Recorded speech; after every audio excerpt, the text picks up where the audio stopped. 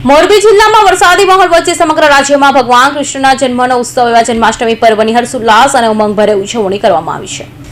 મોરબી જિલ્લામાં ઠેર ઠેર શોભાયાત્રા અને દહીં હાંડી સાથે જન્માષ્ટમી મહોત્સવની ઉજવણી કરવામાં આવી છે। ત્યારે મોરબી શહેરમાં પણ દર વર્ષની જેમ આ વર્ષે ભગવાન શ્રી કૃષ્ણની મુખ્ય શોભાયાત્રા વરસતા વરસાદમાં રેલવે સ્ટેશન રોડ પર આવેલા શ્રી જડેશ્વર મહાદેવના મંદિરથી નીકળી હતી। શહેરના railway station road, super cinema ચોક, Subhash road, Trikonbaug guest house road, Nehru gate चौक सहित विस्तारों में नंदघेरी आनंद भयो जय कन्हैयालाल कीनो गगनभेदी नाद गूंज्यो हतो। समग्र जगत ने गीताना माध्यमथी कर्मनो सिद्धांत आपनार भगवान श्री कृष्णनो आज गोकुळ अष्टमीना दिवसे जन्मदिवस निमित्ते समग्र मोरबीवासीओ हरखभेरे देवकीनंदनना जन्म उत्सवना हर्षभेरे વધામણા કરવામાં આવી રહ્યા છે।